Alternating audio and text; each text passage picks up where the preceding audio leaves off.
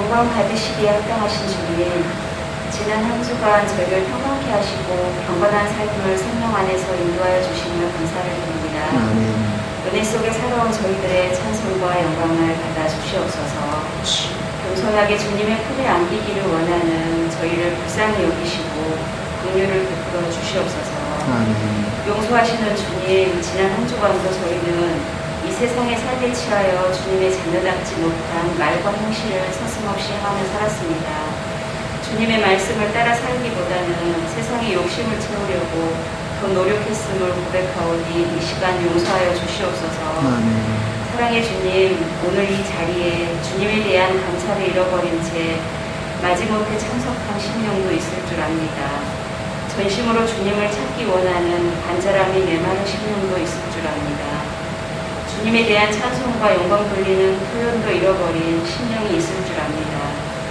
새롭게 하시고 화목케 하시는 주님께서 그들에게 은혜를 베푸시고 삶의 기적을 베풀어 주셔서 주님께서 인도하시는 삶의 만족과 풍성함 속에서 주님의 이름을 찬양하며 영광 돌리는 삶이 되게 하여 주시옵소서.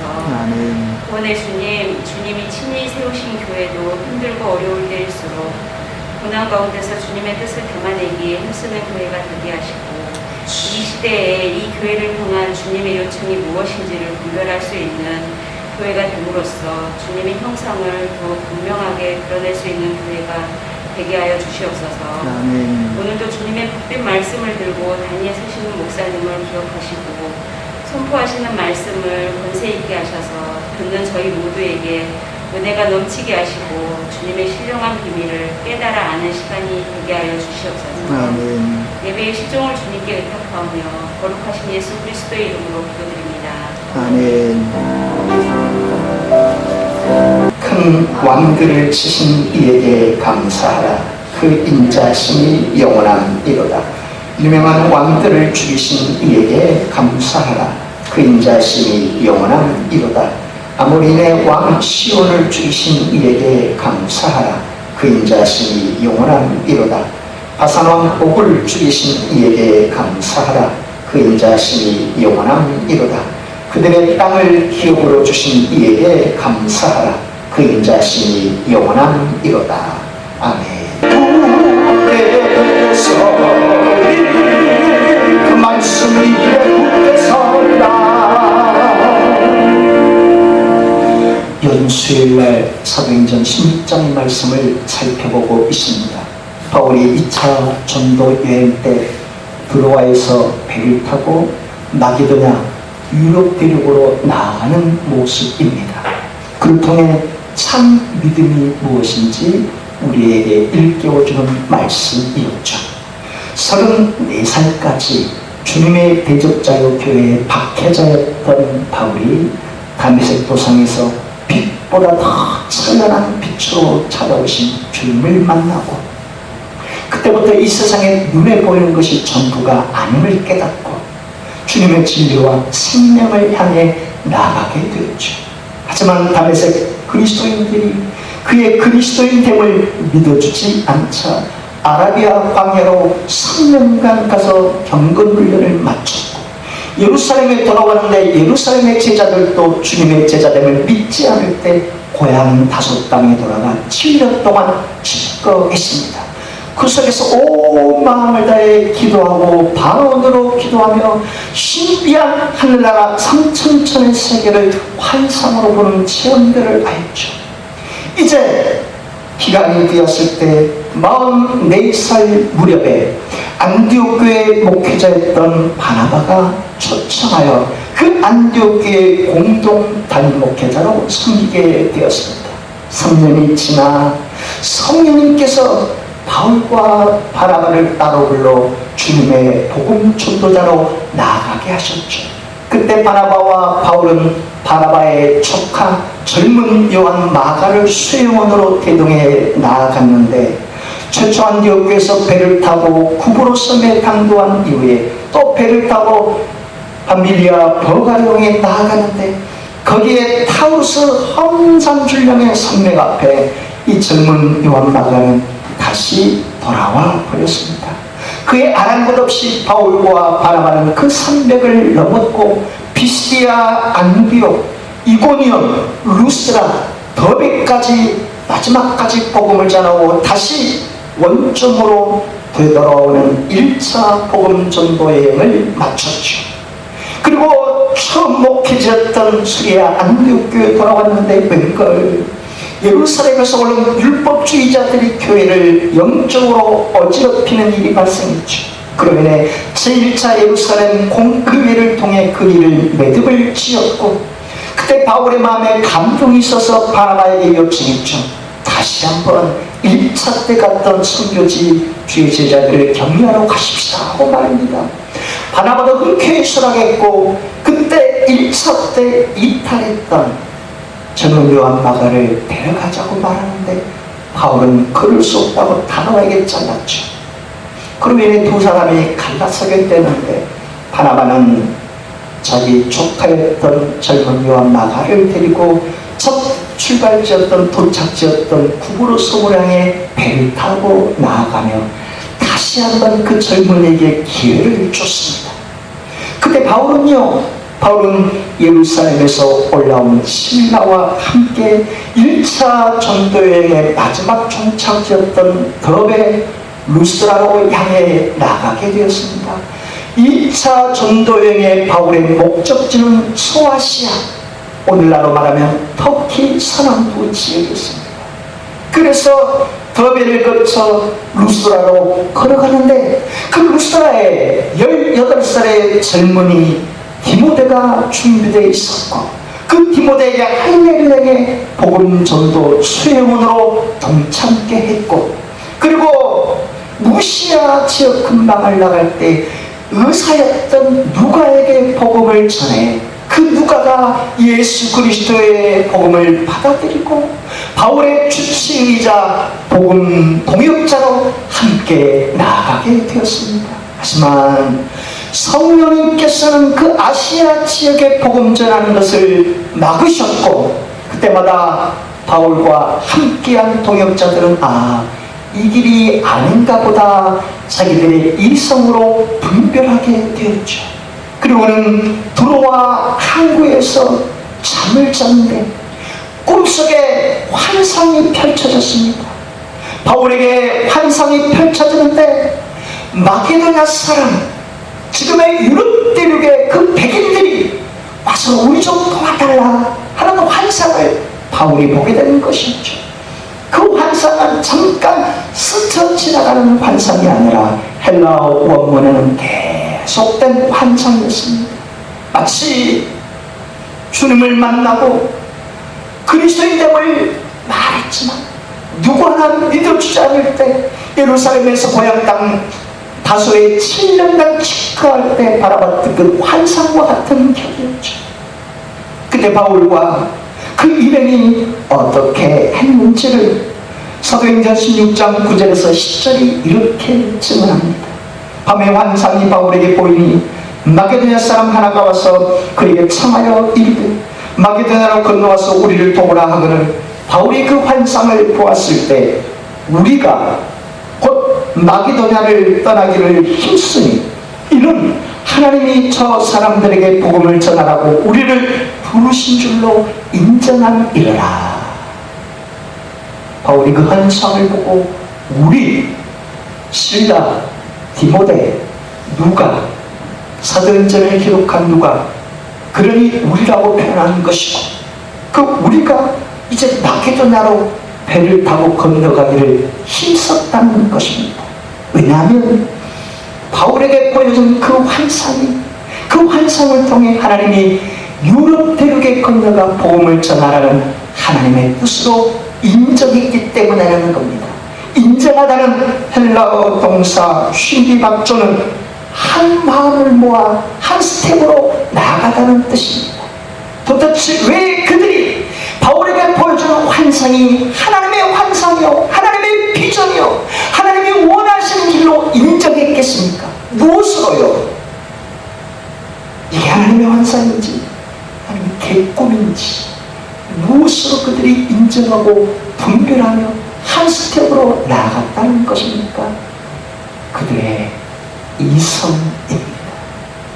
꿈과 환상은 이성을 초월하지만 그러나 이성으로 그 꿈과 환상을 분별했던 것이죠. 더 중요한 것은 하나님이 주신 꿈과 환상과 비전을 그들이 이성으로 분별했을 때 그것으로 그쳐버리는 게 아니라 온 의지를 다해 순종함으로 완성해 나아갔다는 사실입니다. 그래서 들어와 항구에서 저 유럽 대륙으로 나아가는 배편을 수시로 알아봤던 것이고, 그리고 드디어 배편이 있다는 소식을 알았을 때 그들이 그 항구에서 배를 타고 240km가 되는 네아폴리 항구에 도착했다는 것이죠. 240km라는 목포에서 배를 타고 흑산도를 지나 가거도보다 더 먼 거리입니다. 그때 왜 풍랑이 없었겠습니까? 왜 파도와 노을이 없었겠습니까? 그리고 중간 기찻진 상어들에게 도착했을 때 야, 너무 힘들다, 피곤하다, 돌아가 버릴까? 이런 마음이 왜 없었겠습니까? 그리고 네아폴리 항구에 유럽 대륙의 첫 항구인 네아폴리에 당도했을 때 그것으로 그쳐버린 게 아니라 그곳에서 16km 목포에서 무한터미널 된 그 지점까지 그들은 또 꾸역꾸역 걸어가는데 거기에 왜 큰 산맥이 없었겠습니까? 파도와 노을과 풍랑이 몰아치고 큰 산맥이 쌓여 있어도 이 길을 통해 하나님의 영광 받으실 것을 분명히 분별했기에 중간에 포기하고 싶은 마음도 없지 않아 있었지만 이게 하나님의 비전이요 하나님의 영광 받으실 일이기에 온 의지를 다해 순종해 나아갔던 그들입니다. 세계 2억 명이 넘는 사람들에게 복음을 전한 D.L. 무디가 있습니다. 그 사람은 너무너무 가난해서 구두를 팔았던 사람이고 초등학교 5학년밖에 나오지 않은 사람입니다. 하지만 그는 예수 그리스도의 생명의 복음을 받아들였을 때 그때부터 모든 사람들에게 주의 복음을 전했던 평신도 복음 전도자입니다. 그런 그가 지니고 있는 이 성경책 곳곳에는 영어 알파벳 T와 P가 곳곳에 기록되어 있습니다. T는 무슨 약자이겠습니까? try, 시도하다 하는 약자입니다. 그런다면 P는요? P는 prove, 증명하다는 뜻의 약자입니다. 이 말씀이 내 삶 속에 실제로 역사하는 말씀인가? D.L. 무디가 try, 말씀대로 감동과 도전을 받은 그대로 자기 삶으로 시도해 봤다는 뜻 아닙니까? 그리고 이 말씀이 실제로 성취되는가? 자기 삶으로 prove, 증명해 봤다는 뜻이죠. 저와 여러분들은 어떻습니까? 하나님께서 내게 꿈을 보여주시고 환상을 보여주시고 성경 말씀을 읽어나가는데 내게 감동과 도전을 주시고 설교 말씀을 듣는 내게 가슴에 치고 울리고 나도 그렇게 살면 좋겠다고 내게 감동과 도전을 주실 때 내 이성으로 분별하여 하나님이 주신 꿈과 환상과 비전이 이 길을 통해 하나님이 영광 받으실 것인가 내가 분별했을 때 나 또한 try, 그 말씀대로 감동대로 시도해보고 있는 것, 그리고 이 말씀 메시지가 정말로 입증되는가 내 삶으로 순종하여 입증해버리는 삶을 살고 있는가. 하나님은 그런 믿음의 사람을 기뻐하시고 더 귀하게 사용하신다는 것을 우리는 깨달을 수 있지 않겠습니까? 믿음은 내게 주신 꿈과 환상과 비전과 성경 말씀을 읽을 때 깨달은 감동과 도전과 설교 메시지를 들을 때 내게도 해당되는 말씀으로 받아들일 때 내 이성으로 분별하여 나도 시도해보고 입증해 나가면서 중간에 파도와 풍랑도 맞이할 수 있고 험산한 산맥을 넘고 홍해바다에 맞닥뜨릴 수 있고 그리고 세상의 왕과 같은 정치 세력과도 맞닿을 수도 있지만 그 그 속에서 하나님이 기뻐하시고 영광 받으실 일이라면 중간에 포기치 않고 온 의지를 다해 순종해 나가며 완성해 나가는 것, 이것이 참된 믿음을 우리에게 말씀하시는 것이죠. 오늘 본문을 통해 주님께서 우리에게 전하시고자 하시는 메시지가 바로 이것입니다. 할렐루야, 할렐루야. 축복합니다. 이스라엘 백성들이 애굽에서 나와서 홍해 앞에 맞닥뜨리게 되었습니다. 그때 발을 동동 굴고 있는 모세에게 너의 지팡이로 홍해를 내밀라.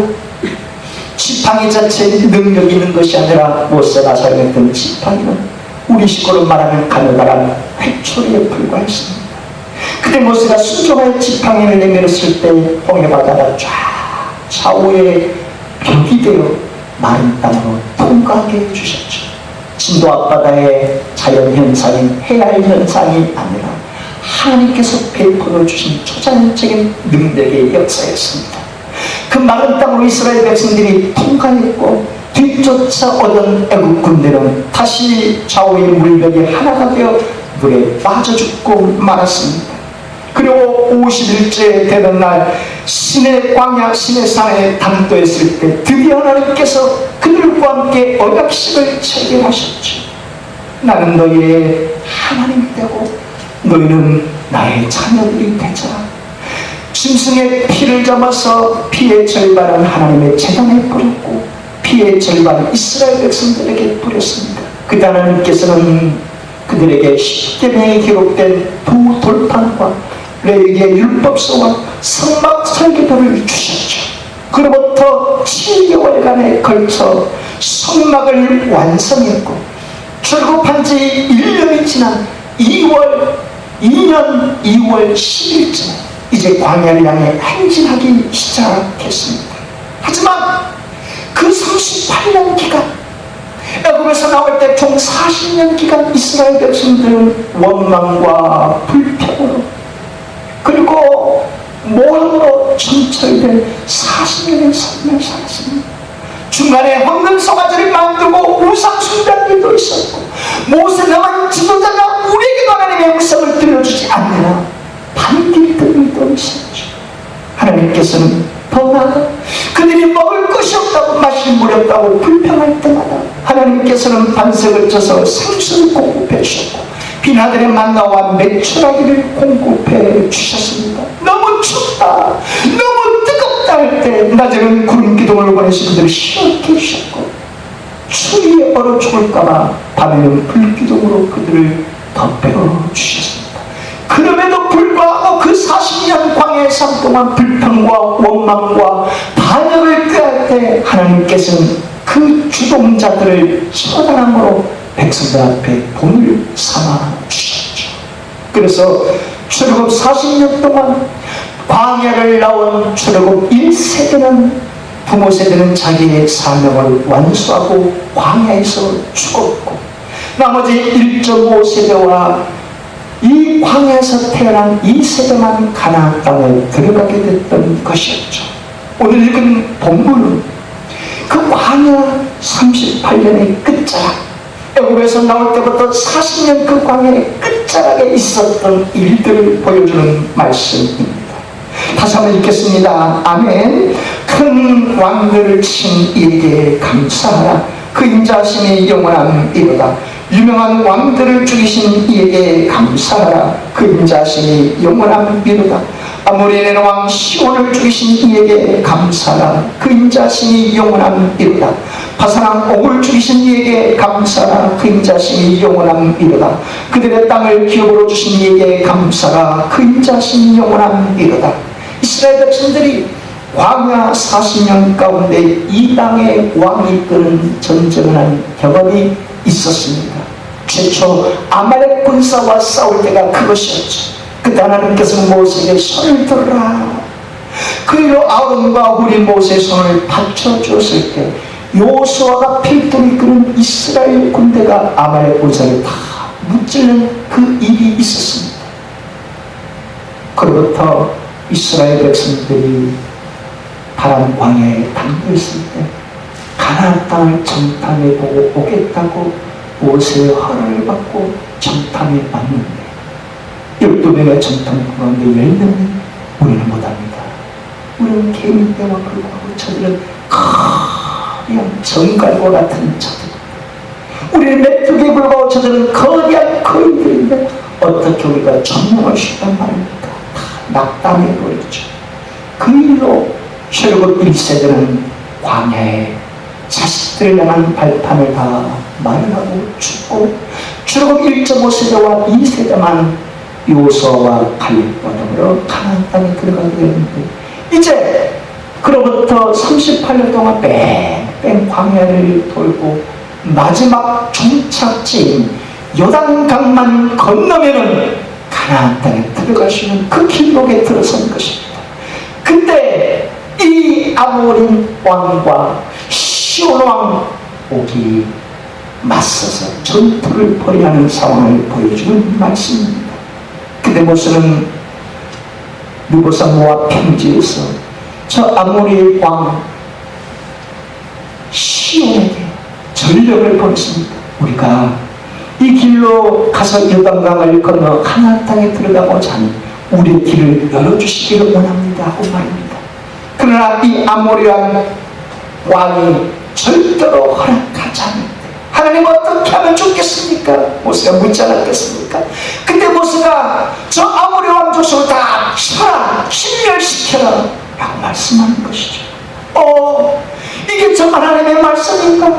우리가 지금 광야 38년 동안 지금 너무 지쳐있는데 우리가 할 수 있을까?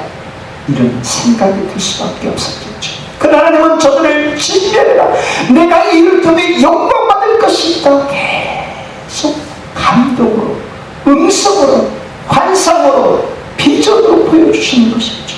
그래서 그게 모세가 이스라엘 진영의 군사를 모아 그 아모리 족속과 다 합쳤는데 하나님의 도우심 가운데 그들을 다 물리쳤다는 것입니다. 그런데 그 옆 족속에 사는 시온 왕 옥이 아모리 족속들이 다 패망했다는 소식을 듣고 자기들이 군대를 결집해서 에드레이에 모아서 이스라엘 군사와 맞서가는 장면입니다. 이때 하나님께서 뭐라고 말씀합니까? 모세야, 이 시온 왕부터 쳐라, 너희가 함께할 것이다. 그때 모세가 어떻게 해요? 어떻게 하나님, 지금 1차 전쟁을 치르고 우리 군사가 다 지치고 우리 백성들이 힘든데요, 또 해야 합니까? 쳐라, 내가 이를 통해 영광 받을 것이다. 도대체 무슨 영광인데요 하나님? 우리 힘을 과시할 수가 없는데요, 다 지쳐요. 아니다, 내가 너와 함께하고 이스라엘 백성들과 함께하면 이 전쟁에 승리할 것이고 이것으로 끝이 아니라 요단강 건너에 가나안 원주민들이 두려움에 벌벌 떨며 나 여호와 하나님의 능력을 그들이 알게 될 것이다. 그러니 너는 이스라엘 군대와 함께 맞서기만 해라, 내가 승리케 줄 것이다. 이를 통해 내가 요단강 건너에 가나안 원주민들을 통해 내가 영광받을 일이 있다. 모세가 이 사실을 이성으로 깨달았을 때 온 음식과의 백두성이가 된 이스라엘 백성들 군대를 이끌고 싸워 나아갔던 것이죠. 그리고 하나님의 도우심 가운데 이 파산한 옥도 다 물리치고 드디어 요단강을 건널 일이 남았던 것입니다. 저와 여러분들이 이런 상황에는 어떻게 하시겠습니까? 얘야, 네가 그 일을 해라. 그것을 전복해라. 거기에 시도해봐라. 하나님, 나는 못해요. 나는 돈도 없고 백도 없고 식도 없고 부지예요. 세상에 아는 사람도 없는데요. 그리고 이 일을 통해 하나님의 영광 받으실 일이 있습니까? 얘야, 너를 통해 내가 영광 받을 일이 있다. 해라. 이렇게 우리에게 말씀하신다는 말입니다. 이렇게 우리에게 환상을 보여주시고 꿈을 보여주시고 말씀을 읽을 때 감동을 주시고 설교 메시지를 읽을 때 내게 도전장을 내미시게 할 때 우리가 어떻게 합니까?